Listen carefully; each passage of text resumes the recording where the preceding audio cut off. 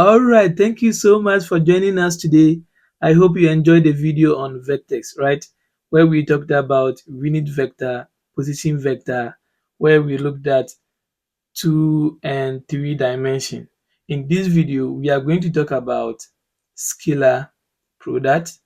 We are going to talk about angle between 2 points or 2 lines. Okay, so let's start.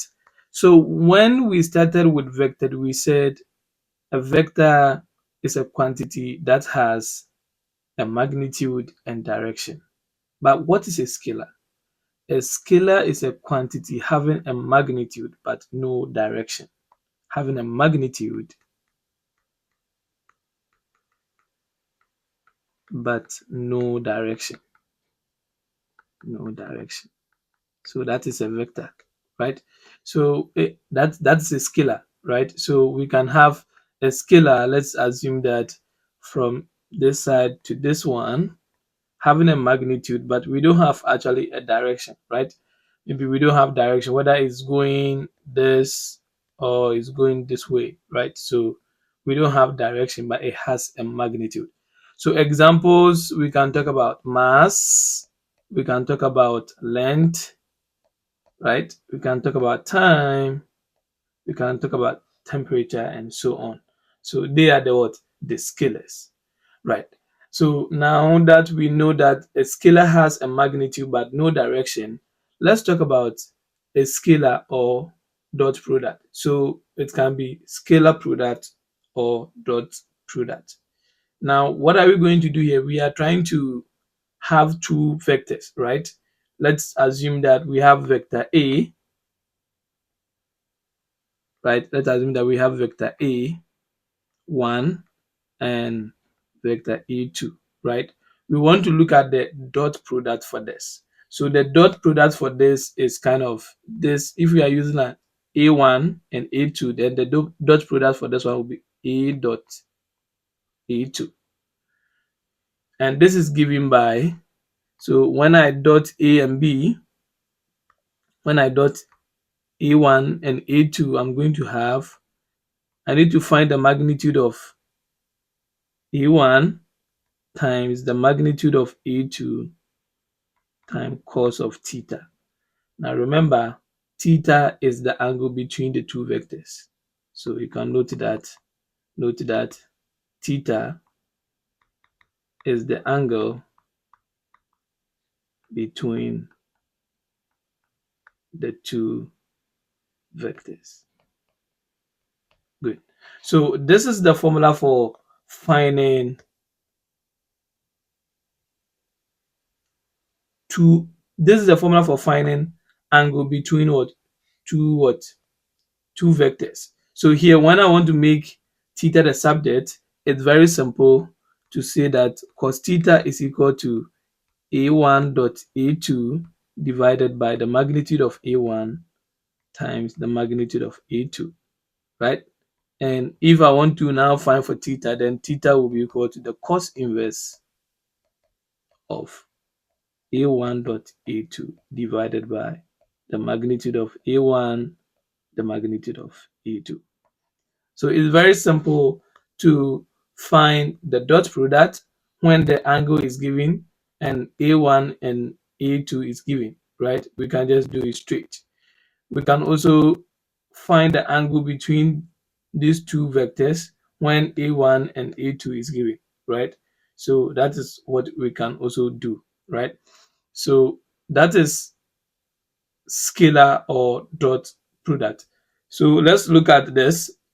Let's look at some of the properties that it's valid for scalar product and then dot product, how we can, work with them.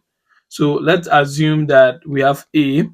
So what we need to know is a dot product is commutative. So A dot B is the same as B dot A. It's very true, right? It's also true for distributive property. A dot B plus C, this is the same as A dot B plus A dot C. This is also true for a distributive property. Now let's assume that we have, let's say, a k, which is a scalar, multiplying a dot b. Then since k is a scalar, we can maintain it anywhere. We can multiply a to k first before we multiply to b, or we can multiply k to um, b first before we multiply to a, or we can also send it to the right side before we multiply. We can dot a and b before we multiply from the left. Now don't forget k is a scalar. So when you say a scalar, it's a constant like 2, 3 or something like that. Right. Now we started with the idea of a position vector, right? And we talked about a unit vector. Remember, in the 2 dimension, we talked about the I and j and k direction. Now let's look at something here. What is I dot I? In the direction. What is I dot I? Now I dot I is the same as j dot j and is the same as k dot k. And all of them are going to give us 1. And then when I dot different direction, so I dot j, remember it's commutative, so I dot j is the same as j dot I, which is also the same as j dot k, which is the same as k dot I. This is equal to 0. Now let's learn some proof from this one. How are we saying that this is equal to 0? Let us learn some proof here. So we are saying that I dot I is equal to 1 because now remember we said that if I have 2 vectors and I multiply them or I dot them, it's the same as the magnitude of this times the what? The angle between that, cos of the angle between 2 vectors. So let's look at I dot I. I dot I is equal to now the magnitude of I times the magnitude of I times the angle. What is the angle between I and I? Now remember, let's assume that we are on the 2 dimension, right? 2 dimension. When I talk I and I, you see that this I and I will be on the same line here, right? And since it's on this line, the angle here is 0. Because we know that here is 0, here is pi on 2, which is 90, and here is pi, and here is pi 2 pi over 3. So since they are on the same line, the angle here is 0. So we are going to have the angle to be 0. So we are going to have this one to be 0. And we learned that the magnitude of I is 1 because it's what? A unit vector times 1, and cos 0 is also 1. So this is going to give us 1. Another way we can see this one is, remember when we said in 2 dimension, if we are using 2 dimension, we said I is equal to 1, 0, right? So what can we do here? Here we can say that I dot I is equal to 1, 0 times 1, 0. And what do we do? Here, for us to do 2 dots, we multiply this by this plus this by that. So we are going to have 1 times 1, what is 1, plus 0 times 0, which is 0, and this is going to give us 1. Right. So you can also try j times j and then k times k, and you should be getting the same 1. Right. Now let me look at the 3 dimension, which we have 1, 0, and 0. Same thing here. We are going to have I times I, which is going to be 1, 0, 0 dot 1, 0, 0. And this is going to give us 1 plus 0 plus 0. So what am I doing? I'm adding component by component because this is ijk, and you understand it very soon. So this times this plus this times this plus this times this. Good. So that's what you're going to get for the I. And you can do same for the J's. Now let's look at this one too. We are saying that when you dot different direction, we are getting it to be 0. Is that true? Yes, that is true. We are going to get them to be 0. Why? Because let's take, for example, let me take I dot j and let's use the formula that we just derived. So this is going to be magnitude of I times magnitude of j cos. What is the angle between I and j? Let me use the two dimension. So when I use the two dimension, you see that we have the I direction here and we have the j direction here. So what will be the angle between this? The angle here is 90. So it means that we need to pick cos 90. And we all know that cos 90 is 0. So it means that we are going to have 1 times 1 times 0. And this is going to give us 0. Very simple, right? Same thing when I'm doing for I dot k, j dot k, I'm going to have magnitude of j, magnitude of k, and the angle between j and k when I go to the space x, y, z is 90. So this is also going to give me 0,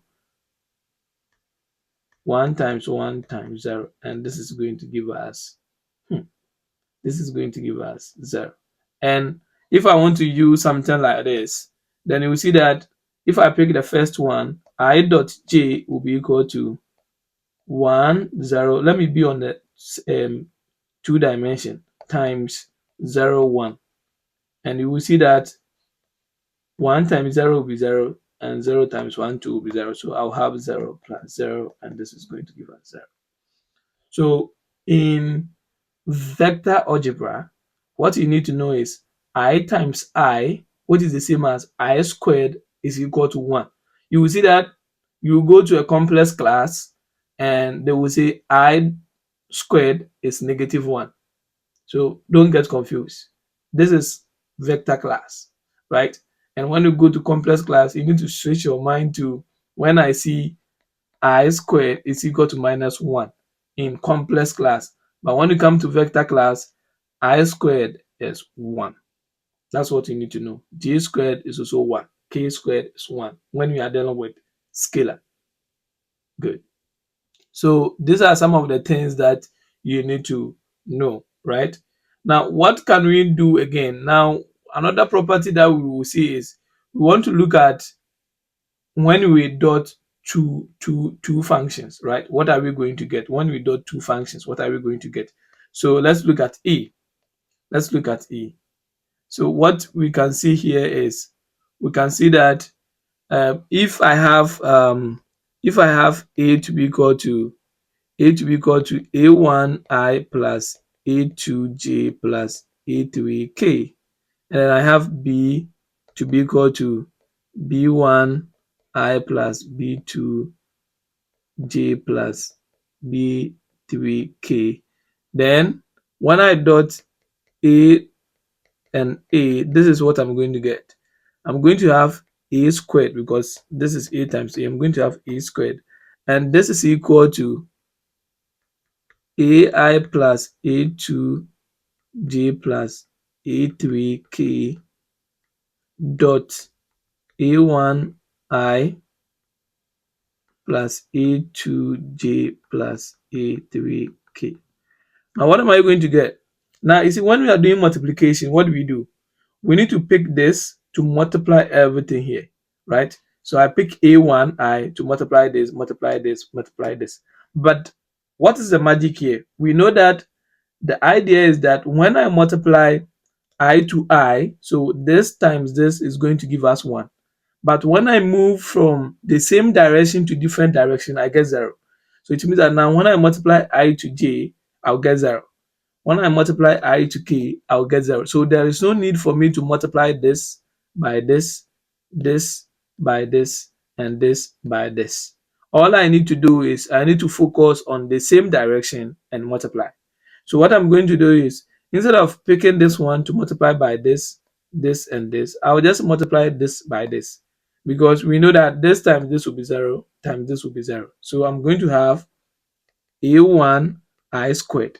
Because when I multiply this one, it should be A1 squared. When I multiply this one by this, I'll have A1 squared I squared.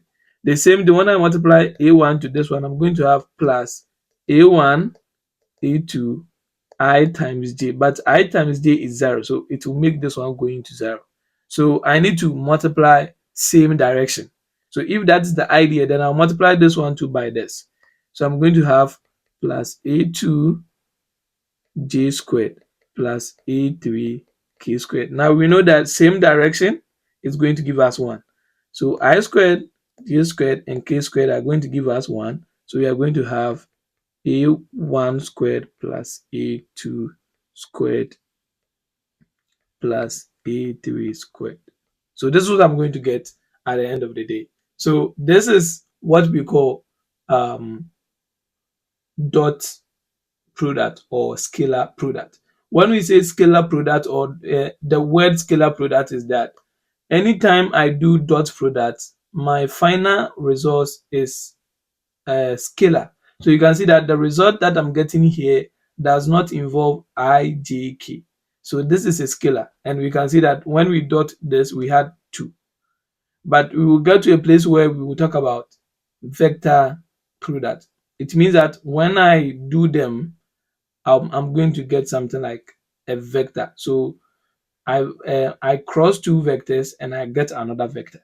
So that is the implication here. So when you dot them, you should be able to get scalar at the end of the day, right?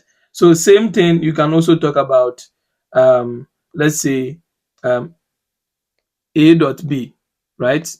So if I want to do a dot b, then what will happen here? So a dot b is going to give us a1i plus a2j plus a3k all times b1j plus b2j plus b3k. So let's multiply it. Now we know that we need to go direction by direction. So first one is going to give us a1 b1 plus a2 b2 plus a3 b3, right? So I just multiplied this to this. I times I is 1. So I just multiply a1 to b1 plus a2 to b2 plus a3 to b3. So you see that it's very simple with dot product, right? So you can try this. For example, b squared, which is the same as b times b, right? So you multiply this by itself, and you should go in the same direction. You should go in the same direction. So that is the idea of, multiplying two of them together. And the proof is very simple. You can try the proof. The proof is, what you are going to do is you are going to multiply this by this plus this by this plus this by that. When you are done, you pick this one, you multiply by this, this, and this, plus when you finish, you multiply this by this, by this, by this. Then when you finish, you show that when you are in different direction, this is going to be 0 and this is going to be 1. And then at the end of the day, you are going to have something like this here. Right. So now that we've learned some basic properties that we are going to use to guide us, let me just write the last property and then we just move to what we want to do for the day. Examples, right?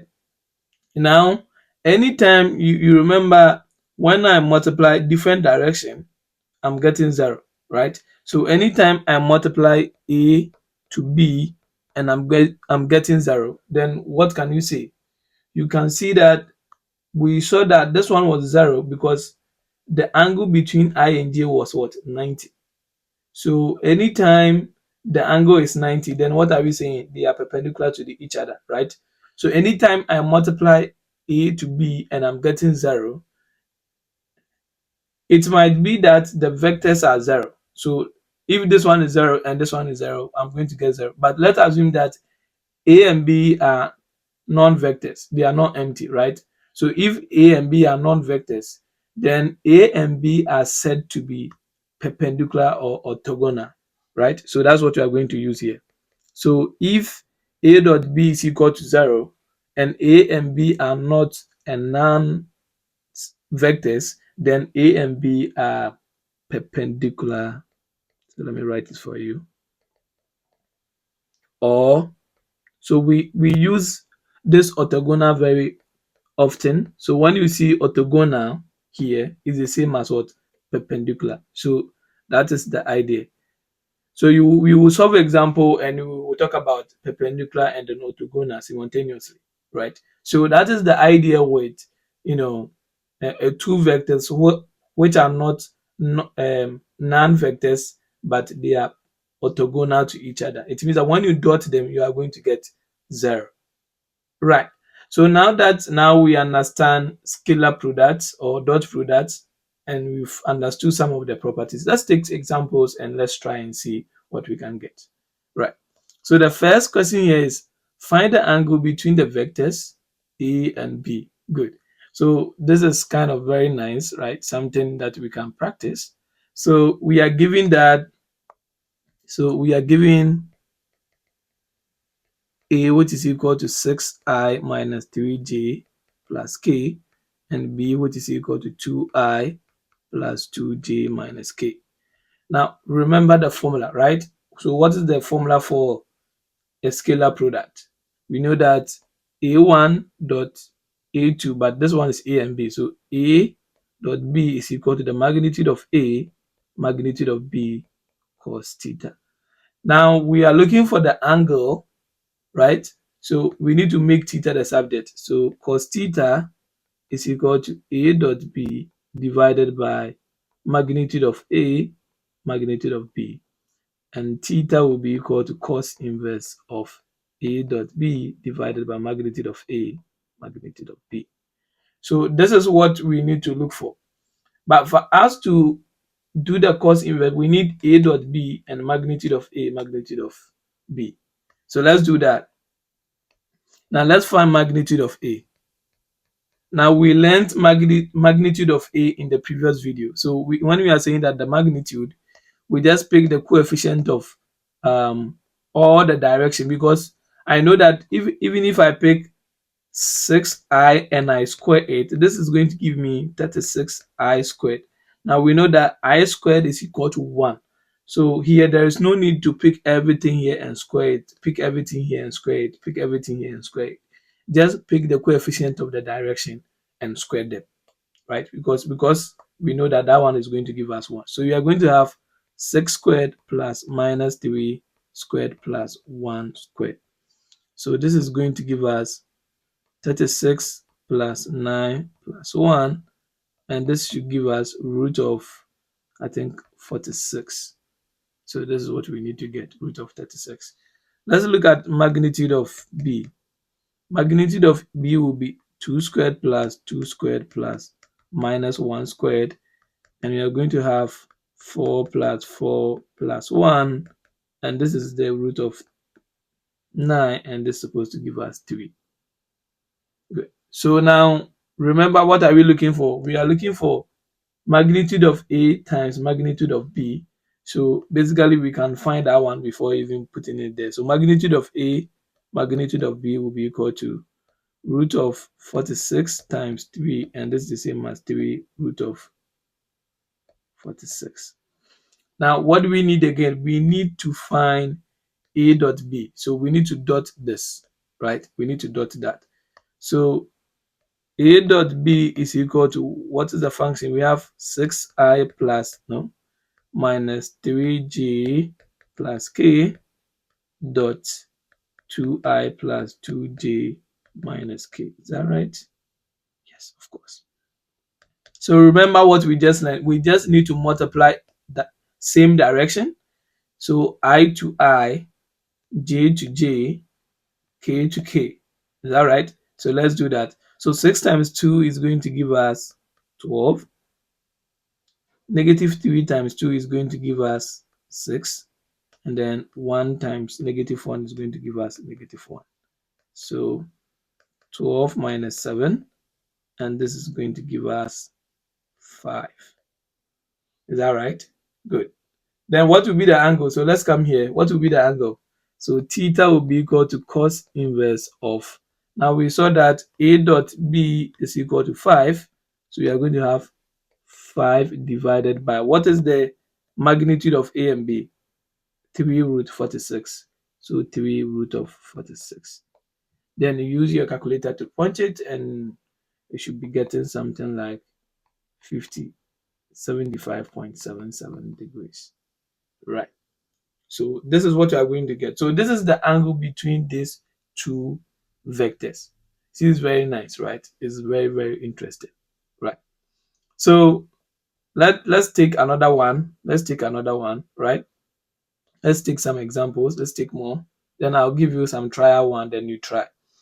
Now the vector between the vectors AB are given by this. If the angle is given as this, find P. Right. So the same idea, we know that A dot B is equal to magnitude of A, magnitude of B, cos of theta. Right. So we have A, we have B, right? So what we're just looking for is we are looking for P here. Right. So what can we do? Let's go through the same process. We need A dot B, we need magnitude of A, we need magnitude of B. So what is the magnitude of A? We have A to be this. So let's go through that. The magnitude will be equal to A squared plus 1 squared plus minus 2 squared. So this should give us 4 plus 1 plus 4, and this is going to give us magnitude of root of 9, and this is going to give us a magnitude of 3. What can we do again? We can also find magnitude of B, and this is going to give us minus 2 squared, because the B is here, plus P squared plus minus 4 squared. And this is going to give us 4 plus P squared plus 16. So this is going to give us 20 plus P squared. That will be the magnitude. Let's also look for A dot B. A dot B will be equal to 2I plus J minus 2K dot minus 2I plus PJ minus 4K. What are we going to get? So the same directions, I to I is going to give us minus 4. J to J is going to give us plus P, and then K to K is going to give us plus 8. So when we do that, we are going to have this one to be 4 plus P. Good. Now what we need to do is, we saw that they've given us theta is equal to cos inverse of what? 1 over 3. So let's try and find out what we can do with that. So theta is equal to cos inverse of 1 over 3. Now what we can do is, you see, what are we looking for? We are looking for theta, right? Like we just need to either look for cos theta or we need to look for theta. So since we have theta, we can plug this one inside that. So let's do that. I will have cos theta to be equal to, so you see that we have cos theta here, and then we have theta to be equal to this. So cos theta will be equal to cos of cos inverse of 1 over 3. You can use your calculator and you will see that this is going to give us 1 over 3. Why? Because we have cos and we have cos inverse. They are going to cancel out and it's going to give us 1 over 3. All right. So now we know A dot B, which is this. We know the magnitude of A. We know the magnitude of B. And we have cos theta, which is also equal to 1 over what? 3. So it means that we can put this information together and then we work with that. Right. So what is A dot B? A dot B is this. We want to put it here. So we are going to have 4 plus P, which is equal to, the magnitude of A is 3, the magnitude of B is that. So we are going to, when you multiply it, we are going to have 3 root of 20 plus P squared, then times the cos theta, but we know that cos theta is equal to 1 over 3. So times 1 over 3. So now what we can do is we can just simplify and find for P, right? So let's do that. So it's, this will cancel this, which is very nice. So it means that we are going to have 4 plus P, which is equal to root of 20 plus P squared. So what can we do? We can square this and also square that, so that we can make use of the x squared cancel the root. So this is going to give us 4 plus P times 4 plus P, which is equal to 20 plus p squared. So let's simplify. 4 times 4 is 16. 4 times p is 4. P. 4 times p again will be 4p plus p squared is equal to 20 plus p squared. So what did I do? 4 times 4, 4 times p, then I multiply this one by this, get this, and then last one is p times p. Now let's move all of them to the right hand side and let's see what we are going to get. I'm moving p squared to the left, so I'm going to have 16 plus 8p plus p squared, right? This plus this is going to be this. Then I'll move p squared to the left, giving us minus p squared is equal to 20. So what can we do? Let me divide my board into two. We can see that we are going to have 16 plus 8p is equal to 20, because this will just go away, right?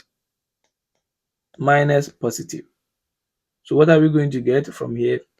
8p is equal to 20 minus 16, and 8p is equal to 4, right? Let's divide through by 8. What are we going to get? P should give us 1 divided by 2. So this will be for P. So P should be 1 over 2. So you see, it's very nice, like kind of very interesting. All you need here is remember this formula here. Formula for finding angle between two vectors, or the scalar product, and you are done. Let's pick another question. So you see, we've tackled everything. We talked about the angle. We did some product and cross product. Sorry, we did some dot product. Let's look at the term that I talked about, perpendicular, right? Or orthogonal. So find the unit vector perpendicular to the vector this and that. So that's what you're going to do. We want to find the unit vector which is perpendicular to this and that. So what we are going to do is, here we are going to assume that we have a vector C, which is the unit vector, because the question is saying that the unit vector is perpendicular to this and that. So the first thing that we need to do is, given A and B, what can we do? We need to define a unit vector. So let's C be a unit vector. Now remember, a unit vector is having a magnitude of what? 1. So our C should be equal to C1i plus C2j plus C3k. So this is a unit vector, but the question is saying that that unit vector is perpendicular to this and that. Remember perpendicular, right? When two vectors are perpendicular and they are not zeros, right? They are non-zero vectors or non-vectors. Then what happens? Then when I dot them, for example, C dot A should be 0 and C dot B should be 0. So that's what the question is trying to tell us. But we don't know that unit vector, and that's what we are looking for. So let's do that. Now, what is C dot A? This is, we have C1i plus C2j plus C3k dot, what is A? A is 8i plus 2j minus k. So let's do the simplification. Multiply them. 8c1 plus 2c2 minus c3. So the same directions plus same directions plus this times that, and we're having this. Let's look at C dot B. C dot B is going to give us C1 plus C2j plus C3k dot, what is B? 3i minus j minus 3k. So we are going to have 3c1 minus c2 minus 3c3. So you've gotten two equations, and this is like having two equations Definitely we need to solve it simultaneously, but here we need to be smart here. What's the smartness here? We can see that we have two equations with three unknowns. Is that right? There's no way you can solve two equations with three unknowns, right? So what we are going to do is we are going to try our best to make sure that we express all this in terms of one what variable, right? Good. So that's what we are going to do. Now don't forget c dot a is 0. So this is going to give us 0 here. And then b c dot b is also 0. So you are going to have 0 here.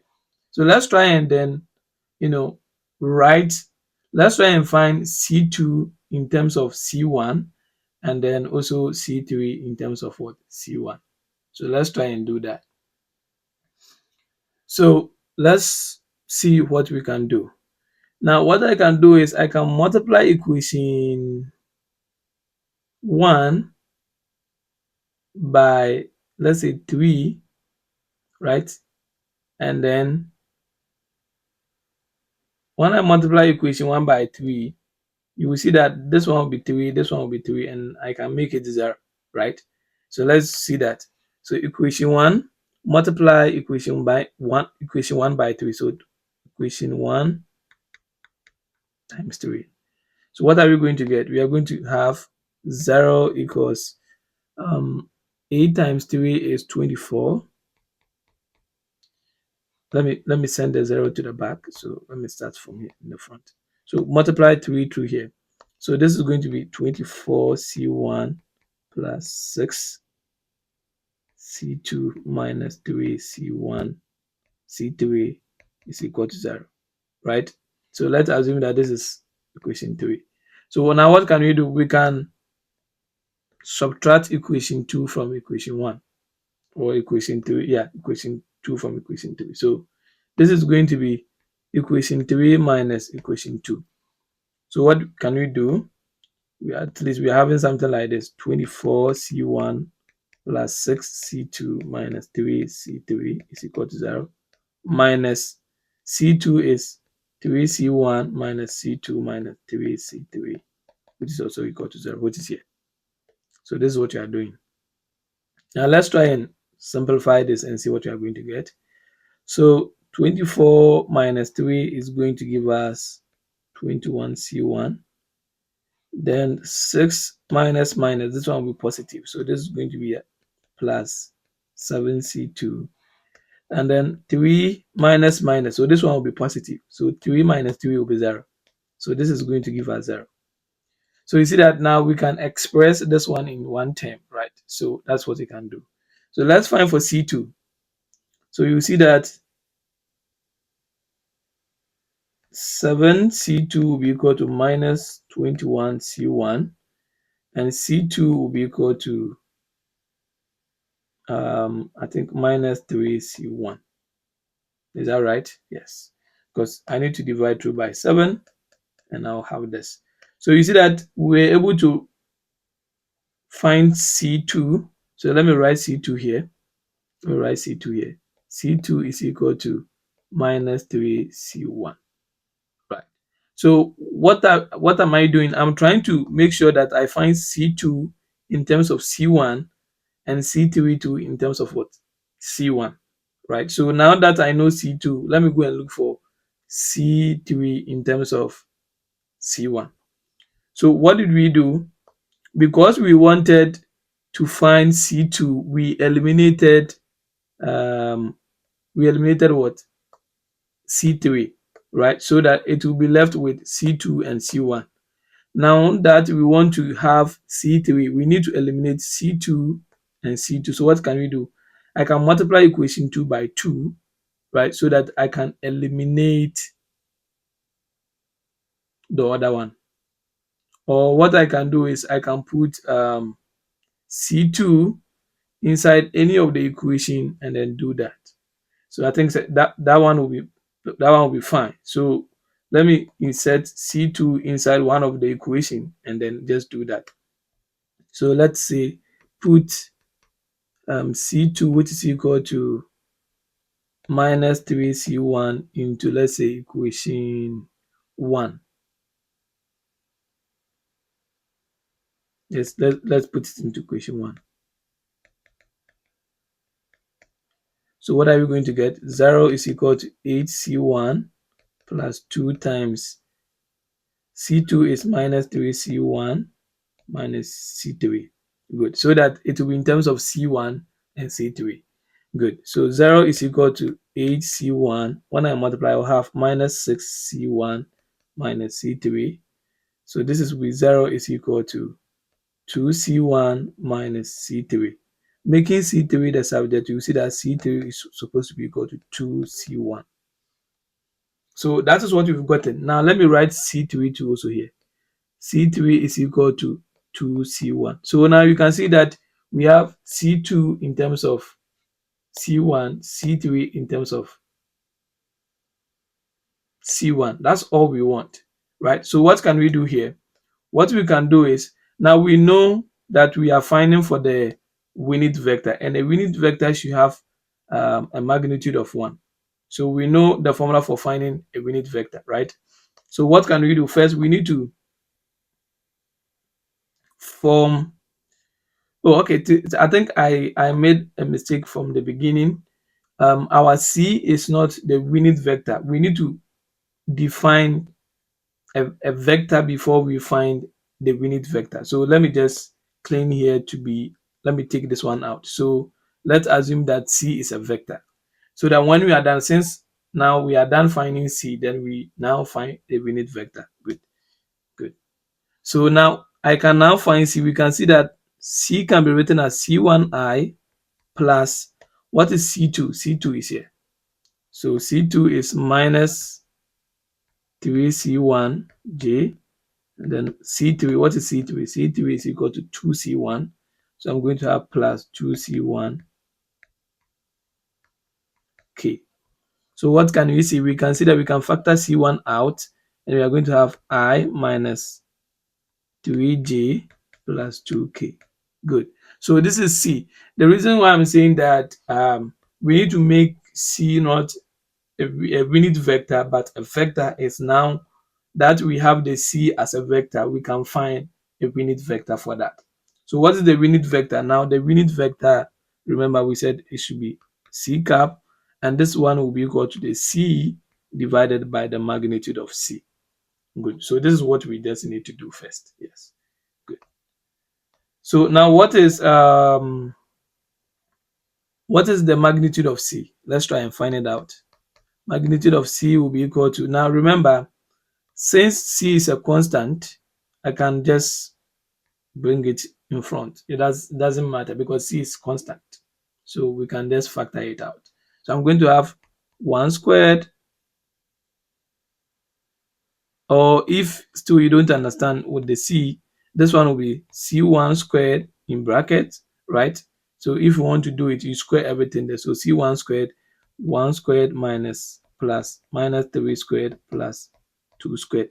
But the idea is that, you see, C1 squared of the root, this one will cancel. So better still, the C should just come in front.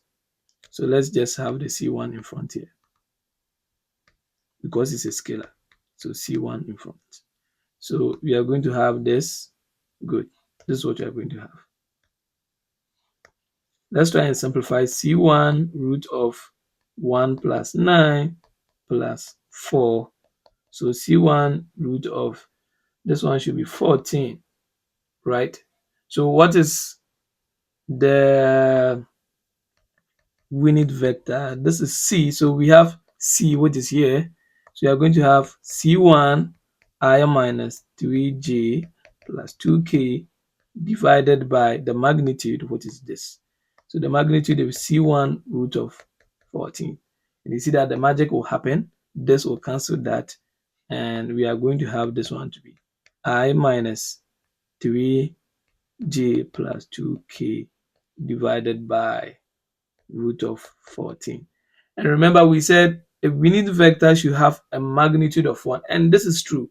If I want to find magnitude of this, you will see that I'm going to have something like this. Look at this. This is a constant, so I'm going to have 1 over 2, 1 over root of 14 out, and I need to find the magnitude of 1 squared minus 3 squared plus 2 squared. And we saw that when we did this here, we had the root of 14. So this is going to give us 1 over root of 14 times root of 14. And this will cancel this, and we are going to have it to be 1. So this is a unit vector. So that's the reason why I said we should define the C first to be a vector. So C should be a vector before, when we find that vector, we use that vector to find the unit vector. Is that right? So this is how we can solve this. So what can I do here? I can give you some trial examples for you to try so that you can put your final results in the comment section. So I just gave you these 2 questions that I want you to try. Find the angle between the vectors. So we have A and we have B, right? We did similar example in this video, and then find a unit vector perpendicular to this and that. So this is the example that we just did. So define a vector, not a unit vector. Define a vector, let's say C, define it in this form, and then now find for, so we just did it. So you can follow the same procedure to also do this trial example here. All right, I think we are done in this video, and see you in the next video.